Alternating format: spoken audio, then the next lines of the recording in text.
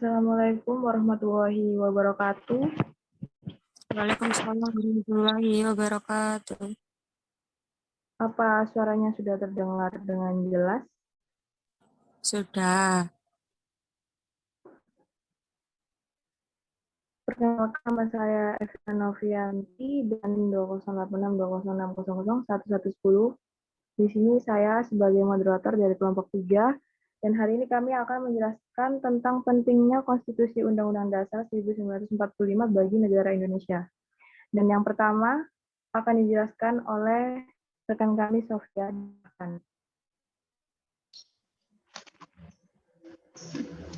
Konstitusi adalah seperangkat aturan atau hukum yang berisi ketentuan mengenai bagaimana pemerintah diatur dan dijalankan. Jadi, aturan-aturan atau hukum yang ada di dalam konstitusi itu mengatur hal-hal yang mendasar dari suatu negara atau biasanya disebut hukum dasar negara, sehingga dijadikan sebagai pegangan sebagai penyelenggaraan suatu negara. Konstitusi dapat berupa hukum dasar tertulis yang lazim atau biasanya disebut undang-undang dasar dan tidak tertulis. Tidak semua negara memiliki konstitusi tertulis. Contohnya, negara Inggris sebagai negara konstitusional tetapi tidak memiliki suatu naskah undang-undang dasar. Negara Inggris memiliki konstitusi sumber yang tidak tertulis seperti parlemen, konvensi konstitusional, dan hak-hak istimewa kerajaan. Negara lain yang tidak memiliki konstitusi tertulis selain negara Inggris adalah negara Israel dan Selandia Baru. Selanjutnya akan dijelaskan oleh rekan saya, Lailia, disilahkan.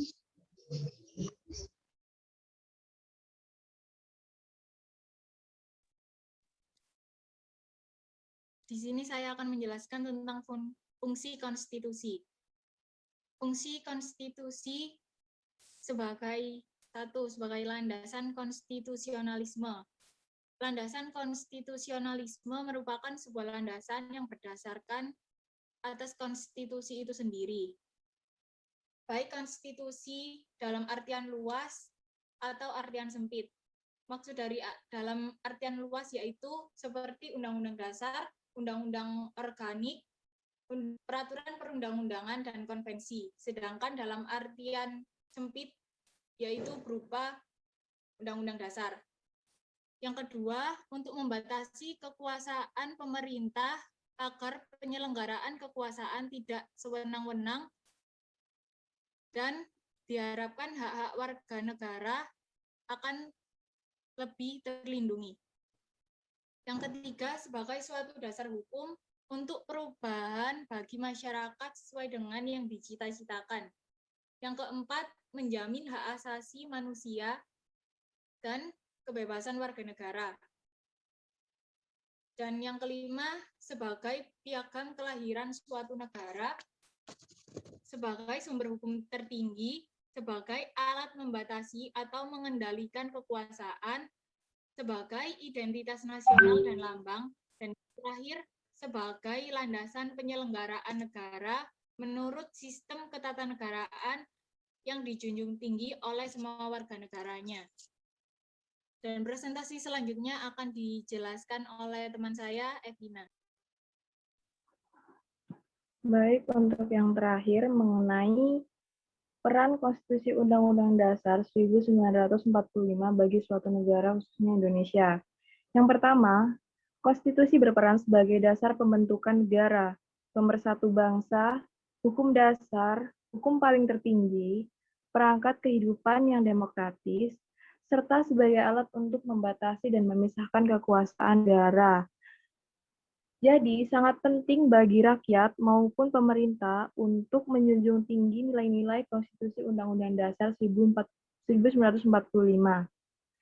Apabila nilai-nilai tersebut tidak diterapkan dengan baik atau tidak diamalkan dalam kehidupan sehari-hari dengan baik, maka akan berpengaruh terhadap proses perkembangan suatu negara. Berikut bukti bahwa Undang-Undang Dasar 1945 ini sangat berpengaruh atau berperan penting dalam perkembangan Indonesia. Bisa di next.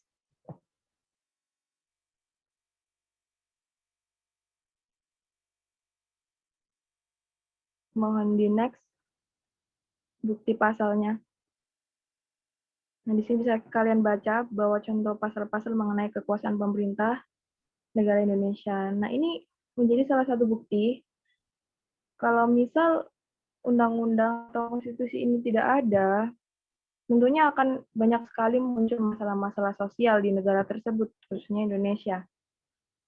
Kalau bisa kembali lagi pada slide sebelumnya. Misal, konstitusi berperan sebagai alat untuk membatasi dan memisahkan kekuasaan negara. Apabila pemerintah tidak dibatasi kekuasaannya atau tidak istilahnya tidak diatur sesuai dengan Undang-Undang Dasar 1945, tentunya akan banyak muncul masalah sosial. Kan saat ini Undang-Undang Dasar sudah berjalan, tapi masih banyak sekali masalah-masalah sosial di Indonesia. Nah, kalau misal nggak ada Undang-Undang Dasar, apa yang terjadi? Mungkin akan terdapat kehancuran atau mungkin negara ini tidak dapat berdiri dengan baik karena tidak ada pondasinya. Banyak pemerintah yang semena-mena, seperti korupsi, terus perdagangan ilegal, dan lain sebagainya. Tidak hanya pemerintah, rakyat juga sangat berpengaruh dalam menerapkan Konstitusi Undang-Undang Dasar 1945. Contohnya, sebagai hukum dasar. Nah, kalau misalnya Undang-Undang Dasar 1945 ini tidak dijadikan dasar kehidupan bagi rakyat, tentunya peraturan tidak akan ditaati, bukan? Dan otomatis rakyat akan banyak timbul masalah sosial seperti kemiskinan, kriminal, dan lain sebagainya. Jadi, perlu sekali menaati, menjalankan Konstitusi Undang-Undang Dasar 1945. Karena kedudukan konstitusi sangat penting dalam mengatur kekuasaan serta mengarahkan dan memberi pedoman bagi generasi saat ini maupun generasi penerus bangsa berikutnya. Sekian, apabila ada pertanyaan ataupun pendapat seputar materi kami bisa bisa diungkapkan di akhir acara. Terima kasih.